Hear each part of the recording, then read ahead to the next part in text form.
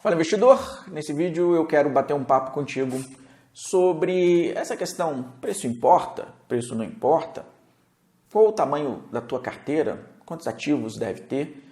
É um bate-papo mais aberto e um pouco amplo em algumas questões que eu tenho certeza que você tem dúvida.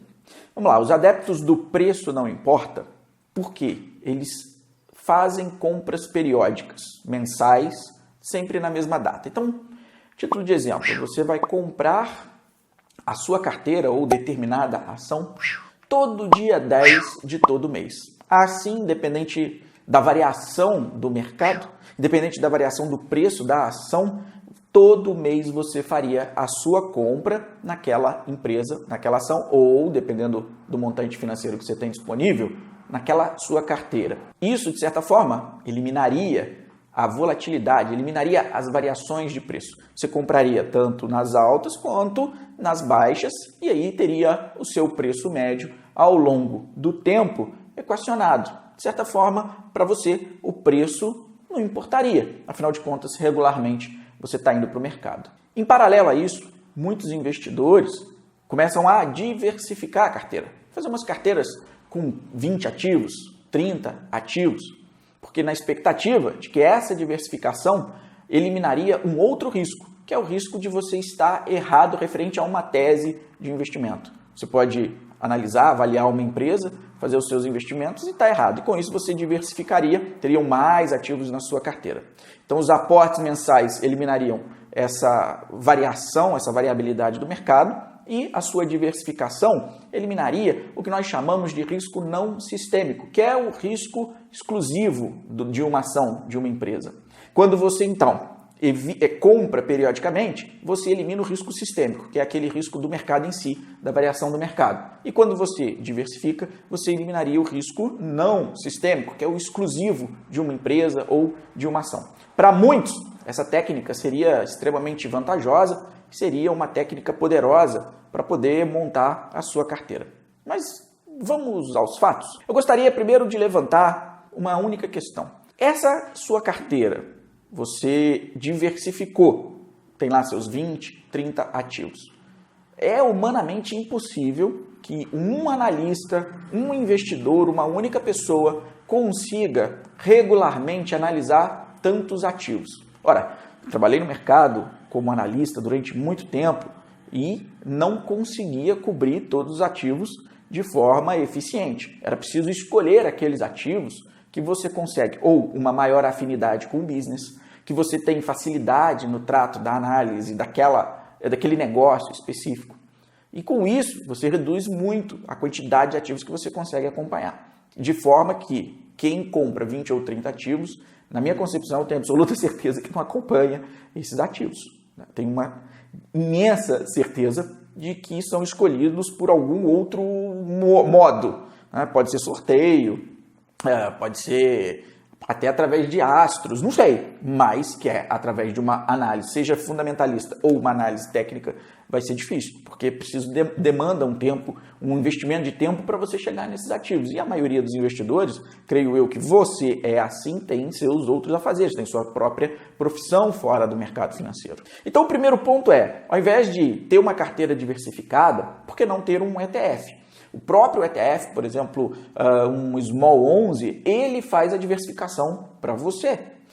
Isso eliminaria o seu risco não sistêmico e você ficaria com o risco somente risco sistêmico, fazendo os seus aportes mensais. Esse é um primeiro raciocínio aonde você tira o efeito de ter que fazer uma análise, de acompanhar 20, 30 empresas, que é humanamente impossível, teria só um ETF e os seus aportes entrariam regularmente nesses ETFs. E vamos falar um pouquinho dos aportes regulares.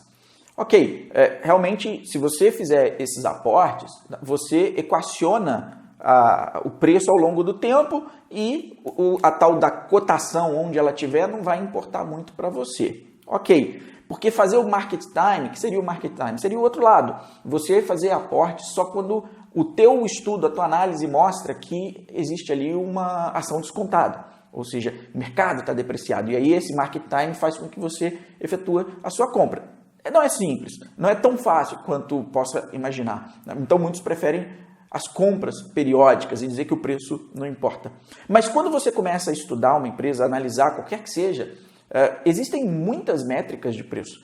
Existem o próprio valuation, onde você vai descontar fluxos de caixa futuro, você precisa de um preço, você chega num preço, é preciso uma referência. Então, o preço, ele é a mãe de muita coisa dentro da escola fundamentalista, até mesmo dentro da escola técnica. E se você olhar bem, quando você pratica a compra periódica, eliminando ou negligenciando ou ignorando o preço, você está abrindo mão de fazer escolhas mais inteligentes.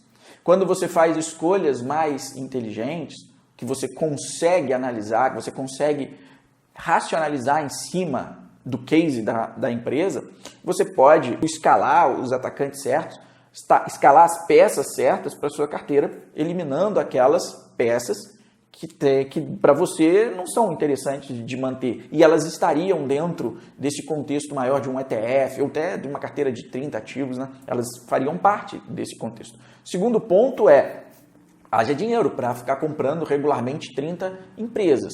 Num ETF é até mais fácil, porque está concentrado, né? Mas uma carteira muito grande. E para ter maiores retornos, é preciso que você consiga chegar às ações certas. Não dá para ter grandes retornos simplesmente num ETF. Até dá, mas você teria que pegar bons bull markets, né, mercados de alta, longos e fazendo os aportes e depois fazer uma gestão mais ativa, aí sim, do seu patrimônio, realizando e realocando esse dinheiro para depois ele voltar para o risco. As ações, quando você consegue, então, selecionar melhor essas empresas, você, óbvio, aumenta o teu risco. Fato, né? Aumenta o teu risco, porque você vai ter menos ações, mas em paralelo ou em conjunto ali você aumenta a possibilidade do seu retorno. E aí, quando você faz a compra periódica mensal, mas você não analisa a empresa, você tem lá 20 ou 30 empresas fazendo essas compras periódicas, apesar de você mitigar o risco sistêmico, porque você não está pegando essas variações, ou até pega, né? Mas as compras mensais elimina isso, você não consegue eliminar o risco não sistêmico de estar fazendo essas compras numa empresa ruim, de estar fazendo essas compras numa empresa que lá na frente não vai ter futuro, ou o futuro não é tão promissor. Porque o erro é achar que uma boa empresa hoje, ela será sempre boa há 20, 30 anos. Eu convido você, por exemplo, a ir atrás do índice Bovespa da década de 90 e fazer um exercício para saber quantas daquelas ações ou daquelas empresas ainda estão no índice ou sequer tem capital aberto ainda. Claro, não são poucas, são bastantes que ainda tem, mas muitas perderam representatividade, muitas encolheram, outras cresceram demais. Ou seja, o futuro ele é incerto na renda variável e o que você deve é aprender a analisar e a conviver com esse risco. Tentar mitigar risco na renda variável, uma diversificação muito grande, ou fazendo compras periódicas, não vai resolver o problema. Você pode passar uma vida fazendo compras periódicas em uma ação e chegar lá na frente e essa empresa quebrar. Ou essa empresa não valeu o que você acredita que ela poderia valer. Por outro lado, histórias de sucesso levam em consideração carteiras menores com compras regulares, talvez não periódicas, mas nos momentos de depressão do mercado e nas empresas certas. Acertou, comprou muito bem uma empresa que no longo prazo cresceu. E aí você não tem como se furtar, não tem como se desviar de uma boa análise. E uma boa análise passa pelo acompanhamento periódico da empresa. Uma boa análise passa pelo acompanhamento dos relatórios trimestrais, do nicho que essa empresa atua no mercado, do crescimento do seu próprio negócio. Não tem como se furtar disso. Independente se você escolheu ter uma carteira de 10 ações, de 50 ações, ou se você escolheu fazer compras periódicas mensalmente ou não. É preciso saber aonde você está colocando o teu dinheiro, o que você está comprando. E esse é o cerne da coisa, né? Às vezes a gente entra nessa discussão de que preço não importa, vou comprar todo mês, porque eliminaria a tua preocupação em analisar, eliminaria o teu trabalho de aprender a olhar para uma empresa e saber se tem qualidade ou não ali.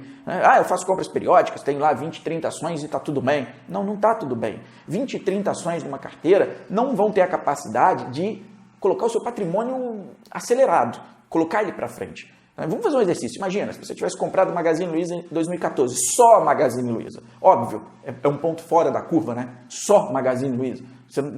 Dificilmente você faria alguma coisa assim, mas olhando para o extremo, você vê como a sua carteira iria acelerar e provavelmente você nem estaria assistindo esse vídeo, já estaria aposentado um milionário. Agora, imagina se você tivesse errado, se você tivesse comprado, sei lá, a pior empresa da Bolsa desde 2014 e concentrado nela, provavelmente você estaria na muita amargura, né? Estaria dizendo que Bolsa é o pior lugar do mundo. Portanto, o segredo é chegar numa carteira que reflita o risco que você topa correr. Mais de 10 ativos já começa a ficar um pouco mais difícil de você analisar, de você acompanhar, porém você vai mitigando o seu risco. Quanto mais ativos você coloca, menos risco você corre. E esse é um número interessante, uma média aí de 10 ativos é uma pergunta que todo mundo me faz. Sobre compras periódicas, eu ainda parto do princípio de que é melhor você saber o que está comprando, analisar muito bem a empresa, saber os momentos onde vale a pena você comprar aquela ação que está na tua carteira. E aí você direciona naqueles momentos para essa compra. Se caso, naquele mês, não tem nada interessante para comprar, deixa o dinheiro na renda fixa. Tudo bem, é 2%, mas ele é o teu capital de oportunidade. É onde o teu dinheiro vai ficar para te dar uma oportunidade quando ela aparecer. E o acompanhamento periódico da sua carteira, das suas ações, é o que vai te dar esse norte. Você que está indo para o mercado de renda variável, está comprando suas ações e montando sua carteira, não dá para achar que existe o atalho que ninguém nunca descobriu para poder enriquecer com ações. Para você enriquecer com ações, você precisa de um conteúdo, de um conhecimento e de experiência associada a isso. Você precisa saber analisar o que você está comprando, saber analisar aquelas ações que você está pondo na tua carteira. Tudo bem, você quer ir para o ETF? Ok, você faz isso dentro de um ETF. Saiba que você também está limitando o seu ganho. Você limita o seu risco, mas limita o seu ganho. Você quer acelerar, quer fazer uma carteira que possa te dar um retorno maior? Você precisa estudar, analisar e encontrar as ações que possa formular uma carteira para te dar esse retorno. Se você busca dividendo, esquece ETF. Você tem que comprar as ações. Então você precisa analisar, aprender e entender sobre essas ações. Ah, Gustavo, mas compras periódicas então ou eventuais? Gustavo, eu continuo fazendo compras eventuais. Estou com 24 anos investindo em ações, 13 como analista e continuo escolhendo o melhor momento para poder comprar as ações. Tem funcionado para mim e é o que dá retorno na minha carteira. Quero terminar esse vídeo fazendo um convite especial para você. Está aberta as inscrições para o FIA Black. Está aqui, meu treinamento mais avançado, onde eu ensino tudo o que eu sei sobre investimentos em ações, sobre montagem de carteira e sobre escolha das ações. Como montar a sua carteira de média 10 ativos, que talvez seja o número mágico, é onde você consegue parar para analisar, acompanhar e entender, onde você consegue colocar ali os atacantes certos, empresas que têm a capacidade de dobrar de preço no longo prazo. Tem um link aqui abaixo desse vídeo, vou deixar esse link e você pode fazer parte do FIA Black. É só essa semana que esse treinamento está aberto. Eu te dou um grande abraço e a gente se fala no próximo vídeo.